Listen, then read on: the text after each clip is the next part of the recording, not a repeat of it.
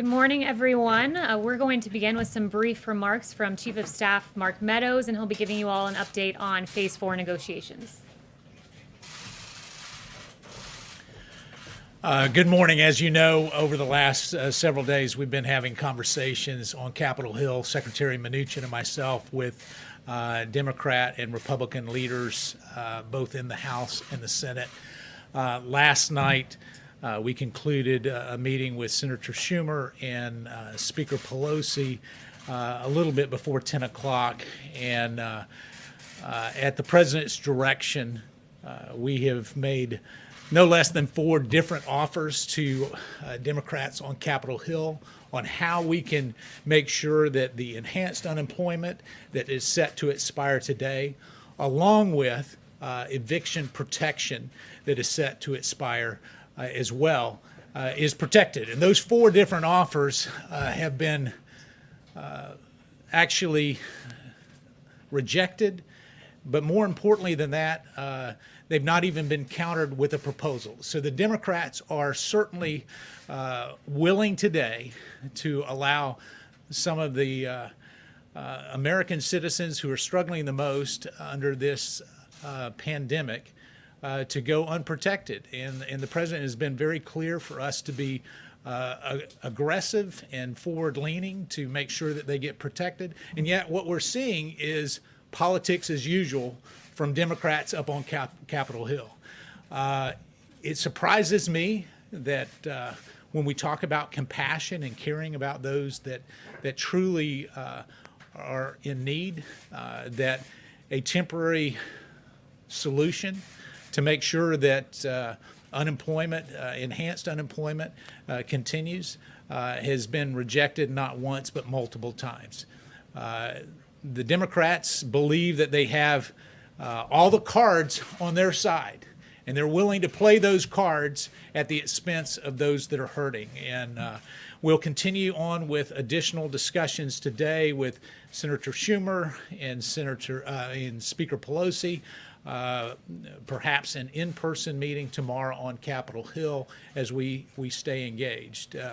But I'm disappointed in what we've experienced over the last 3 days, and I want to stress that the Democrats have made 0 offers over the last 3 days, 0. And so in a spirit of compromise, the President has sent us back not once, not twice, but 3 different times to try to find some common ground. And what we've found from our Democrat negotiators is that they are bumping the price higher than the very bill that they passed out of the House several weeks ago. And to give you a particular example of that is in their HEROES bill, they have $100 billion for schools. We matched that offer and actually put forth a proposal for $105 billion for schools for K through 12 and higher institutions. And yet, what did they say to that? Oh no, that was 2 months ago. We want to increase the amount of money that we send to schools to $400 billion. We're going in the wrong direction. They're going in the wrong direction because of partisan politics. It is very disappointing. And so we call on Capitol Hill to get serious about their negotiations. The President is serious about the negotiations. We're willing to engage. As you know, Leader McConnell yesterday put forth a 1-week extension at the current levels for enhanced unemployment. And what did we see? Senator Schumer objected to that. So there's no clearer message that the American people should receive other than the fact that the Democrats are willing to play politics at a critical time in our nation's very dire circumstances as we deal with this pandemic. So I wanted to give you that brief update so that you could have it straight from the negotiations as they've happened over the last 3 days. And as we work, I'm going to turn it over to the press secretary, and I think she's prepared to answer all the questions. liability insurance? Is that a red line for you guys? McConnell said it was. Thank you, guys. I think she'll address that. I'll take your questions in just a moment. The chief has to run to a meeting. But earlier this week, I just wanted to start off with an overview of what we've been doing on COVID. President Trump visited the great state of North Carolina to highlight the important work being done as part of Operation Warp Speed. And thanks to President Trump's leadership, the Trump administration has made substantial investments, including investing in multiple vaccine candidates, with several entering phase 3 clinical trials, including AstraZeneca, Moderna, and Pfizer, providing financial infrastructure for mass manufacturing of potential vaccines, guaranteeing doses of a vaccine will be available for distribution shortly after approval. The race for a coronavirus vaccine is truly moving at warp speed under President Trump. In addition, President Trump is leading on therapeutics. Over 140 clinical trials are now underway. Remdesivir, dexamethasone, convalescent plasma, and monoclonal antibody treatments. Yesterday, President Trump visited the American Red Cross headquarters to hold a roundtable on donating plasma. This initiative will empower Americans to help their fellow Americans in battling the virus. These critical investments in a coronavirus vaccine are due to the fact that we have a businessman in the White House. And according to the Wall Street Journal, quote, Democrats blame the U.S. case surge on inadequate testing and contact tracing, but the U.S. has averaged 2 to 3 times more tests per capita than most European and Asian countries. Indeed, we've done more than 59 million tests, with India at number 2 with just about 14 million tests, so quite a difference there. Arizona, California, Florida, and Texas all were doing more tests per capita when they lifted their lockdowns, more per capita than Germany, Spain, France, and South Korea have averaged. The U.S. is the undisputed world leader in testing, and on top of the more than 59 million tests that we've done, the FDA has authorized more than 193 tests under emergency use authorizations, including molecular and antibody tests. Under the leadership of President Trump, the U.S. is leading the world in safe and effective therapeutics and the rapid development of a potential vaccine. Together, as one American people, we will defeat the invisible enemy. And with that, I will take questions. Paula. Kayleigh, thank you. On Mark's comments about how it's Democrats who won't compromise, Democrats came up with a plan 2 months ago. The Republican plan was just presented on Monday, and in that time, the president has contradicted the Republican plan on the amount of stimulus checks, on student loans. Mitch McConnell threw you guys under the bus on funding for the FBI building. What do you say to the tens of millions of people who are going to lose their benefits when it appears that the real issue is that Republicans cannot agree among themselves, even though they've had months? That's not it at all. In fact, Democrats offered a $3 trillion plan. We have a very specific focus right now, and it's not this comprehensive plan, whether it be the HEROES Act the Democrats proposed that was unserious or the HEALS Act. That narrow focus is this, that Americans are about to lose their unemployment insurance, and this White House, this Chief of Staff, this President, this Secretary of the Treasury have offered several iterations to make sure that Americans who through no fault of their own lost their jobs during this pandemic do not also lose these checks. We've made several proposals, as Mark Meadows just said to you. And how many proposals have the Democrats made? 0. And if you want to know where the Democrats' true intentions lie, look no further than the Martha McSally bill that was presented that would have extended the $600 unemployment insurance. It was rejected by Chuck Schumer, and that was a plan that the president was willing to endorse. The White House Kayleigh, what do you say to those that are going to lose $600 a week in unemployment payments that need that money? And also, why didn't you start negotiating earlier, and why only the offer of an extension of 1 week?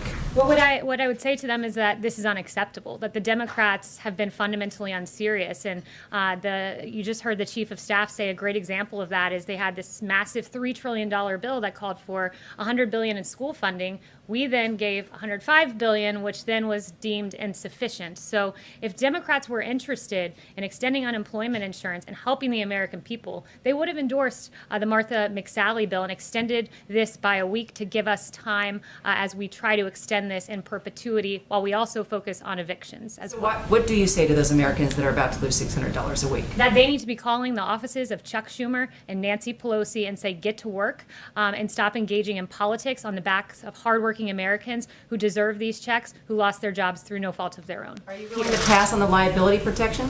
That's a question for Mitch McConnell. He said that that's going to be a part of any bill, but that's Mitch McConnell's, that's his priority. This president is very keenly focused on unemployment insurance, and the Martha McSally bill is a great example of what Democrats are focused on. Yes. Kayleigh, if the president is so worried about how long it'll take to count ballots in the election, then why isn't the president and this White House doing everything it can to secure more funding for staffing and other resources to make sure that we can have a safe and proper election?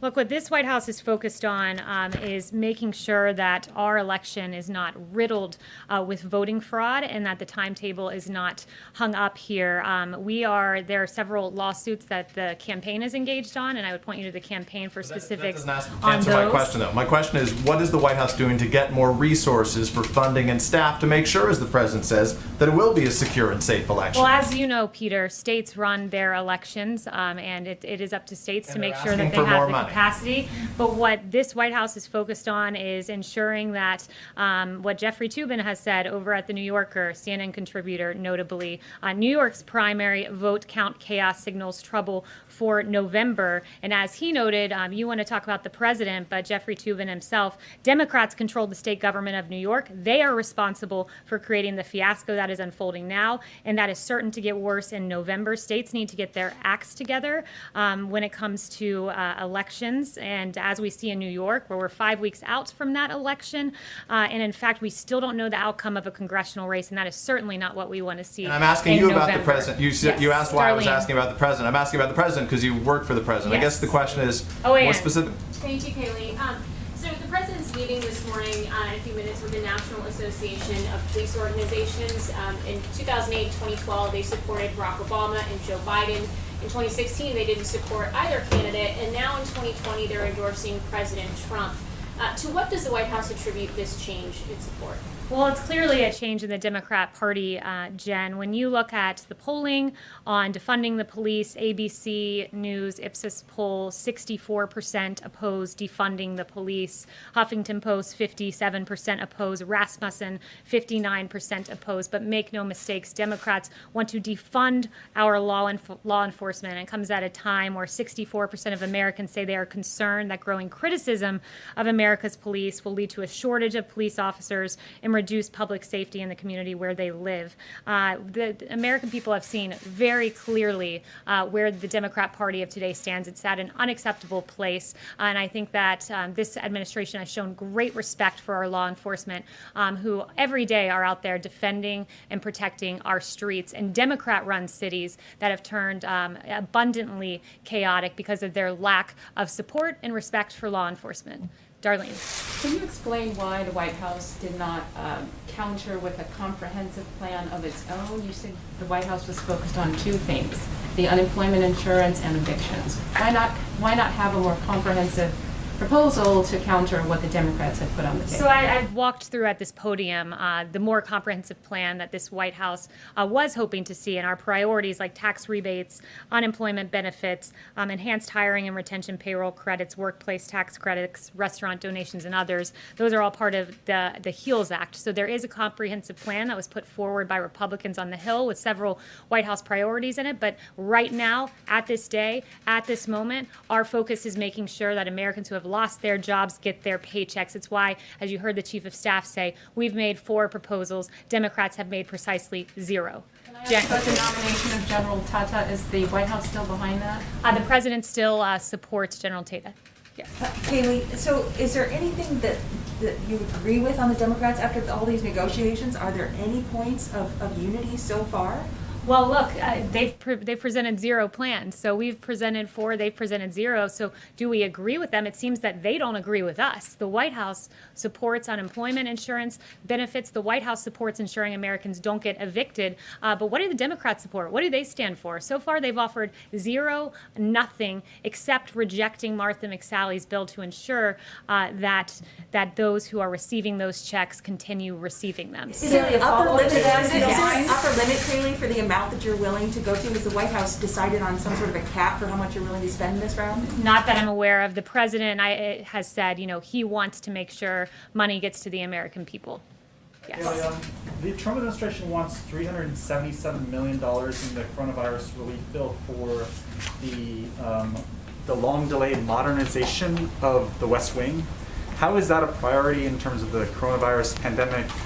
You guys talk about priorities. You had the FBI bill, which doesn't seem to have much support from Capitol Hill as well. So two things, and I'm glad you asked that because I do want to give you some details about those two items in particular. When it comes to the FBI building, this has been a long discussed issue. I would note that the 3 previous COVID bills that have been passed had plenty of other things in them that were not related to COVID. One of those examples is the Harbor Maintenance Trust Fund. This is not a red line for us. It was a part of the initial bill, but it is certainly not a red line. The priority, as I've said several times so far, is unemployment insurance, making sure Americans do not get evicted. And then as it pertains to White House renovations, many of those pertain to safety protocols, filtration systems, enhanced communication ability, and needs that we saw that were highlighted during the pandemic. But make no mistake, a $377 million proposal will not stand in the way of ensuring that the American people get their checks. That is the priority, ensuring that Americans do not get evicted. That is our number one, number 2 goals. Thank you, Kayleigh. I just wanted to confirm reports that Mark Meadows actually made an offer to extend unemployment insurance by 4 months. I haven't spoken to him on that precise proposal, but as he's mentioned, there were 4 that were made. Maybe a follow-up question then. I want to change gears and talk to you about Twitter. We reported yesterday that the Israeli government wrote to Twitter's CEO asking him to remove tweets from Iran's supreme leader, Ayatollah Khamenei, calling for the genocide of the Israeli people. The company refused to do that because they said that the tweets were, quote, comments on current affairs.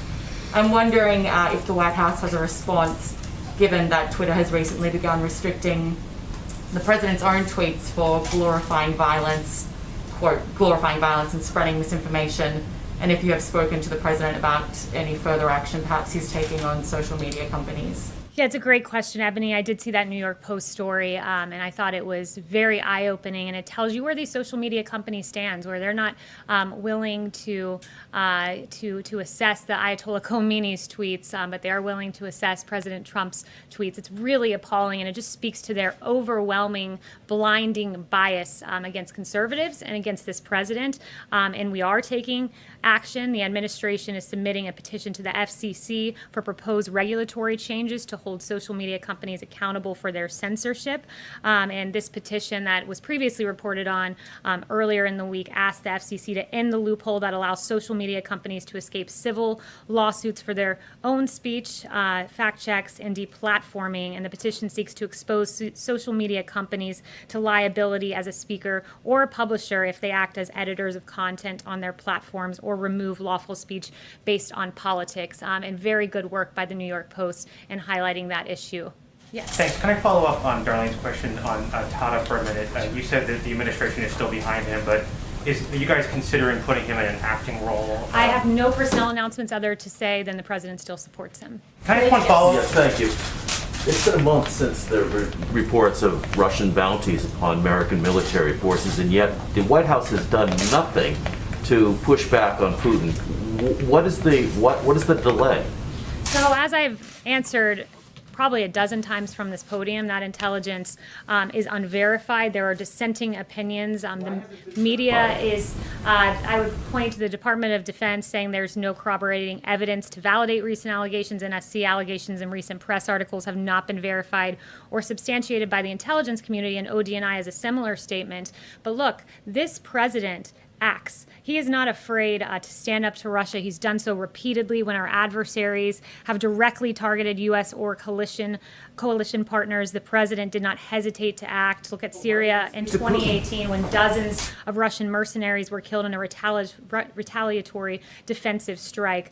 He has continually stood up to Russia, will continue to do so, and this president will always protect our troops and our men and women overseas, and he will act on verified intelligence. Bill. Thank you, ma'am. So Colorado, Hawaii, Oregon, Utah, and Washington all have automatic mail-in ballot systems. The White House has made its position clear on absentee ballots and also the concern over these universal systems. Does the White House think that those elections are fraudulent or more at risk of fraud? always a mail-in ballot system, mass mail-out ballots are going to be more at risk of fraud. Look at LA County, where 112% of LA County is registered. That means you have 12% of excess ballots floating around that are, we know at least 12% that are not accurate ballots that were mailed out.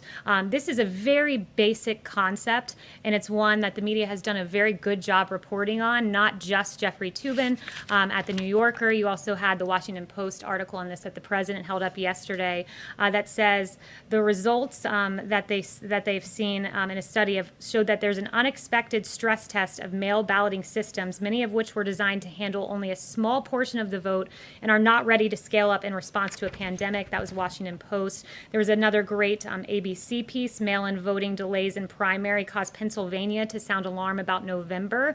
Expansion of mail-in voting will likely delay the state's presidential race. A great CBS report. Pennsylvania's mail-in votes still weren't all tallied up after 1 week. Officials fear election nightmare in November. So mass mail-in voting is certainly subject to fraud, and good work on the part of ABC, CBS, Washington Post, and the New Yorker for highlighting the fraud that is at play, the delays that are at play, because those are, after all, the facts. Another quick one. The chief sounded quite frustrated a second ago. Is there any situation in which the White House would walk away from negotiations on Phase 4? I won't get into the middle of the negotiations, and I'll leave that to the chief and to the Secretary of Treasury. But yeah, there's a lot of passion because we're passionate about making sure Americans are taken care of. I've heard the president personally talk about this. It is his goal to make sure that those who have lost their job get these payments, and those who, through no fault of their own, do not get evicted from their homes. So those, again, two big priorities for the president. Raquel? Yes, thank you, Kayleigh, so much. I have two questions. One, you were here saying that how well the administration is doing is responding to the pandemic, but the facts don't show that, and Americans are struggling and scared. What do you tell them, the American people? So the one thing I would say is the president's made clear that we're at a place where we want all Americans to make sure that they socially distance and that they make sure they engage in mitigation tactics. And the president's been clear on that. But one of the things I think, as when you look at the United States response, you look at the fact that we were supposed to have a ventilator shortage. In fact, we had a ventilator surplus. We were told that there was a testing shortage. Well, it turns out we've done at this point almost 60 million tests. This president led on the development of remdesivir. We just saw this week promising signs from convalescent plasma. Our therapeutics are advanced, I would argue the best in the world. And that's why when you look at, in particular, at the case fatality rate, which the president often talks about, you see that tells a big story. When the U.S. case fatality rate is at 3.4%, the world's is at 4% averaged, and the EU at 9.7%. That is a testament to our therapeutics. But we encourage every American to engage in mitigation efforts. And it's patriotic, as the president said, to wear a mask, especially when you can't socially distance. Hunter. Can I ask another question on the travel ban? Hunter. A travel ban. Travel ban. Yes, there is a movement growing called Love is Not Tourism. Their families and couples separate for a month because of the travel ban. Couples who couldn't be together on their childbirth, or mothers and sons, who are separated during illness. They are asking if the administration could consider a waiver in their cases.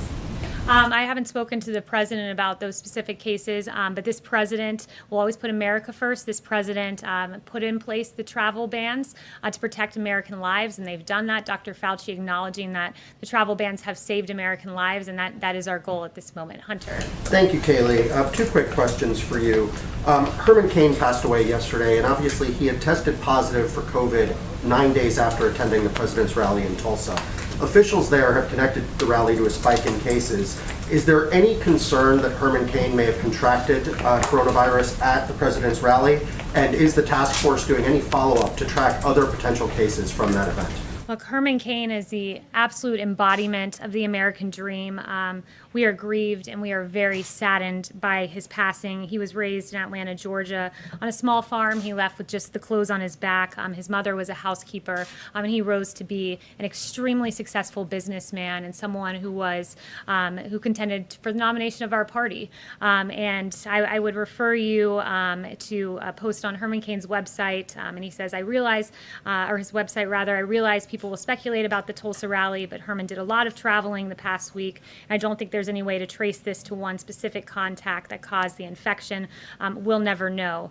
So that, and I will not politicize Herman Cain's passing, and I would just note the great contributions he's made to our society. We'll always remember him, and his legacy will stand. And then just a follow-up on another point. Obviously, the president's tweet yesterday seemed to float the idea of delaying the election.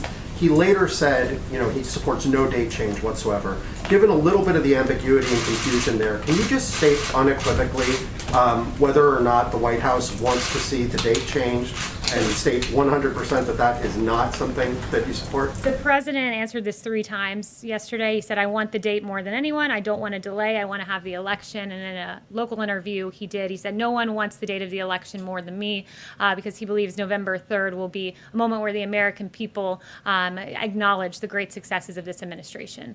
Yes. Okay, thank you. Does the president support the Chinese-backed Hong Kong government in delaying their elections? Yeah, so I do have an answer for you on the Hong Kong elections.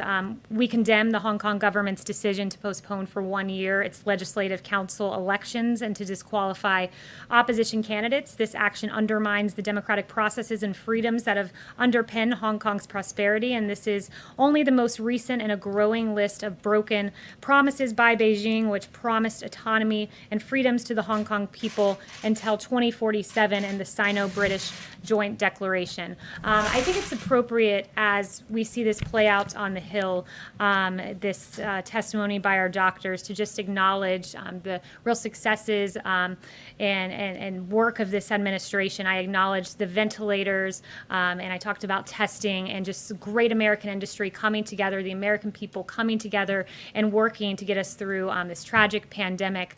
And we grieve when even one life is lost. But I do want to point out just the early actions of this administration. When there were 0 reported cases in the United States on January 6th, the CDC issued Wuhan travel notice before any U.S. confirmed cases.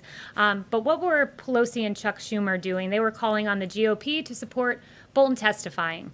0 reported cases in the United States on January 17th. The CDC implements public health entry screenings at 3 major U.S. airports receiving the greatest volume of Wuhan passengers. What were Democrats doing? Oh, House Democrats were preparing to file their first brief in the sham impeachment inquiry. When there was 1 reported case in the United States on January 21st, CDC activated Emergency Operations Center. What were Democrats doing? Oh, Chuck Schumer was calling for witnesses in the impeachment trial, and Pelosi released a statement criticizing Mitch McConnell for his trial rules. And finally, when there were 7 reported cases in the United States on January 31st, President Trump issued travel restrictions on China and the first mandatory quarantine in more than 50 years. And those travel restrictions saved American lives. But what were Democrats doing? Pelosi was introducing the No Ban Act, which would have imposed undue limitations on the president's authority to restrict entry of aliens into the United States. And what are Chuck Schumer and Nancy Pelosi doing now? Stopping Americans from getting their unemployment insurance. And it's despicable, and it's time for them to come to the negotiating table. Thank you very much. The president's having a order today. April, May, and June.